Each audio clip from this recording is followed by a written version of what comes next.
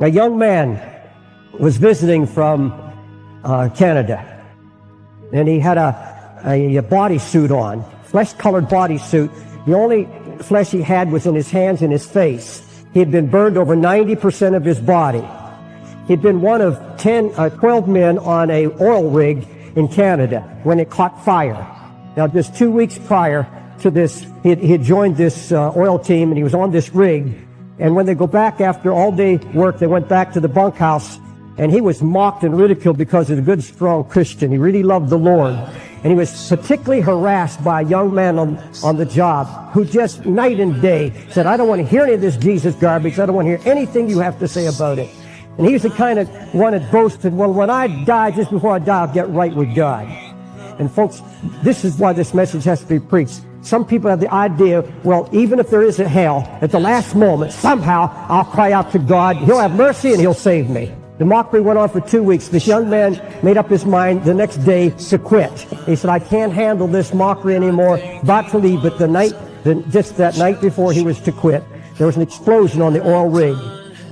I think there were 3 who were killed instantly, and the rest were burned, different parts. This boy was burned 90% of his body, and he heard the screaming and the flesh burning, and he was running himself, but he saw this young man who had mocked him so much, and he saw him on fire, and he pulled him away from the blaze, and he was nothing, honestly, charcoal, he said, his hands frozen up.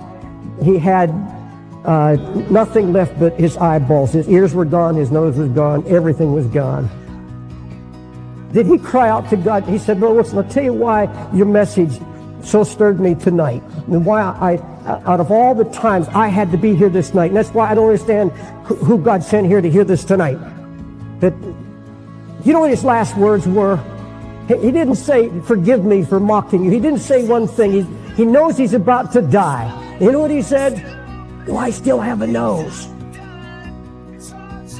He was worried about his nose. He couldn't breathe. Instantly died. This young man burned over 90% of his body. He said, Brother David, they gave me morphine. They gave me every kind of drugs. And for 3 months, I was in hell. I tasted, I could feel it. And God made it real to me. He said, I know there's a hell. I know there's a hell. Nobody can tell me any different. The greatest torment in hell is going to be the cross of Jesus Christ, because it's an offense. Here, now, in time, can you imagine the offense it will be in hell when the whole story is told?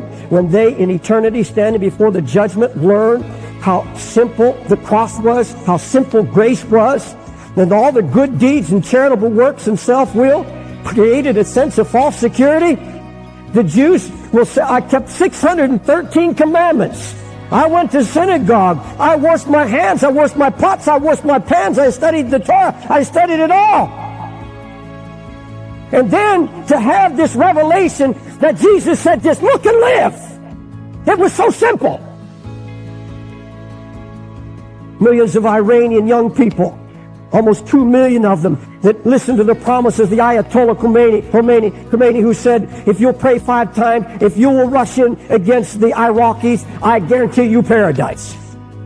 They were told that they'll have all the liquor they can drink and all the beautiful women all through eternity. And those 15, 16-year-olds died by the hundreds of thousands. Can you imagine when they wake up in hell? When they wake up and learn the truth of the cross of Jesus Christ that was offered so simply and so freely, they will curse God. You made it too easy. It was too simple. I was tricked.